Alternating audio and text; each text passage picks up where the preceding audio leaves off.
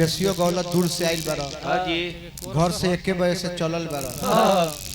तो मान ला तन बेसी ना गइब त कैसे होई वो जिला के हम जहां भोजपुरी ना बोलल जाला ना तब अपने मुंह से कहले आज सही बात कहला यस कि हम वो जिला कहीं जहां भोजपुरी ना बोलल जाला रउआ सबके कृपा बा तब तरह हम बता दे कि अभी तरह भोजपुरी उतना बोले आवत बा ना ना ना ना तू गावत रहल लोग कबो कबो हंसत रहल तू बुझत लगी गौनैया जमल बे से हंसता लोग ई सोच के हंसता कि कहां से ही पागल सरवा आइल बे आइल बने अड़वल हमनी के देखो हमन के जिला सब है जिला तू सुमिरन गाओ तरह बेरी बेरी हमरा करता कैसे करता हमन के जिला ई बर्दाश्त ना कर हमन के सभ्यता में वाला आदमी है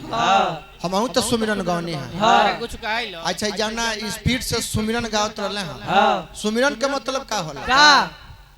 संचित चित के अपना पहले शांत करी तो पूजा पाठ हो जी तू जाना स्पीड में जा तो थरिया लोटा जल ले लो हकब डलिया उलिया लेके जा मंदिर में एगो ना पहुंचियो ना तू एनिए सब भीख बाकी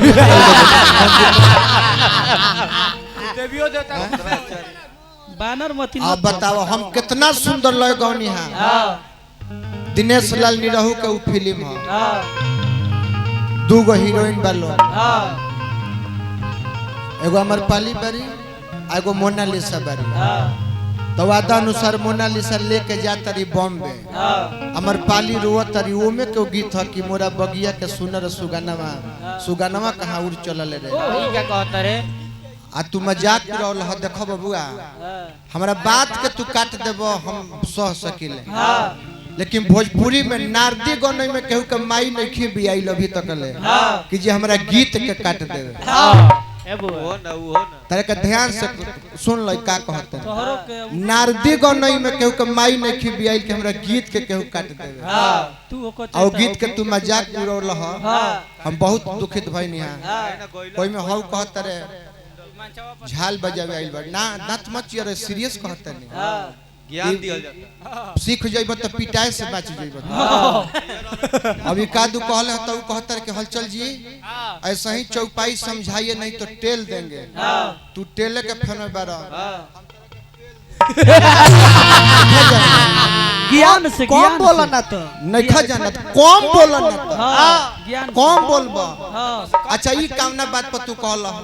चौपाई बोला कि हम गुड्डू यादव हैं सूरज कुमार यादव हैं लालू यादव हैं यादव जी के द्वार पहले बन जा का हमने जी जी हम तभी ले ना जानते नहीं कि यादव जी के द्वार पे बने ऐसे कहले एक मतलब कि अपन जानकारी ले ले बारे भूमिका बनले हैं यादो कि हमहू यादव हैं जो करतो देखी जातिवाद हमनी के बिहार के ले बीतल जातिवाद हां जी हमनी के बिहार के जातिवाद अपना जात के लोग पाहु नहीं खोज लेकिन अपना जात के नेता जरूर खोजता अपन बेटी बहन बिया दूसरा जात में बियाह कली लोग के बर्दाश्त हो जाए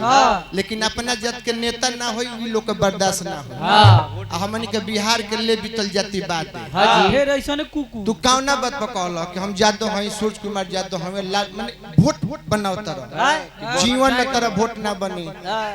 हम अपन परिचय देनी है कि हम कौन जात हैं सब केहू जानता कि हम कौन जात हैं गीत संगीत में जातिवाद ना तो हम जौन जात के हैं भोजपुरी नारदी खाली नारदी में ना भोजपुरी में वर्चस्व हमारे जाति के नहीं जाना शारदा सिन्हा वो ऊपर सहीब मानव संस गायत्री ठाकुर तू जकर जामल हो कमलबास हमारे जाति के तार पिताजी जिला में अभ्यास ना रहले सो ध्यान दो तो गीत संगीत में कम से कम भैया जातिवाद मत करो जातिवाद ना मुंह बनाओ के सीखो ना पहले अब तो ठीक बा वो जिला से आइल बार तर तो बहादुरी मानने के बाद कि जहाँ भोजपुरी ना बोल जले वहाँ तो एगो दो गीत गा देता रहो हां अरे छोरा ना वो महान जिला कहवे पूरी कहत रहे लेकिन उ ना कहले ई जौना जिला कहवे अभियो लोग काम चबे ना आवेला कैसे चाबेले हमनी काम ऐसे चबेले जनो हां ई लोग ऐसे चबेला अभी तन पे बस अभियो इनका जिला में पनीर ना मिलेला कौन जी के सब जग बिया होई एक लोग के जिले में अभियो पपिस्ता के तरकारी बनल है। हां पनीर त ना अभी लकड़ी बिनेला लोग। अब कहत रहे कि हमार नाम ये हलचल के दिन है कि गुड्डू हलचल, मनीष हलचल, तो एगो अजीत हलचल 2 निकलल बे एगो ना काहे आई हां वो सब छोट लड़का हमें सब नाम ध द के जिया तरह से कुछो कहते बताओ हमरे नाम से कोई गो हलचल जन्म लिहले ध्यान दे बबुआ ना ना तू कहत रहलम हंसत रह लेकिन तारा में दोष नहीं है ई नियम है नायका बछरुआ होला सन हां ओ कनी के हराई लगाए में नया बछरू के एक घंटे इतना तेज चलिए से कि हर वहो परेशान हो जाए आ 1 घंटा के बाद ऐसा छेड़िए से कि अपनो दहिया भर दिए से हर वहो के दहिया भर ऐसा ने बोल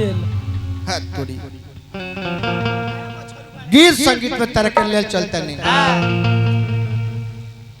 हमार बच्चे को हमरा के गाड़ी दे देबो और तू केकर दुरामा शंकर के गाड़ी देता रह तू अभियंता जी के गाड़ी देता रह का है ई तरह में बहुत माने फाल्ट भाई जौन ब्यास नइखन मन पे ब्यास के नाम ना धरे के ना आ तू लो नाम धरतर काहे खाती अपन मार्केट जमावे खाती ऐसा लोग के जीवन में मार्केट ना जाने बाबू ना ध्यान दो अपना से श्रेष्ठ के इज्जत देवे के सीखा बहुत आगे जइबो हे बुद्धि से ना जइबो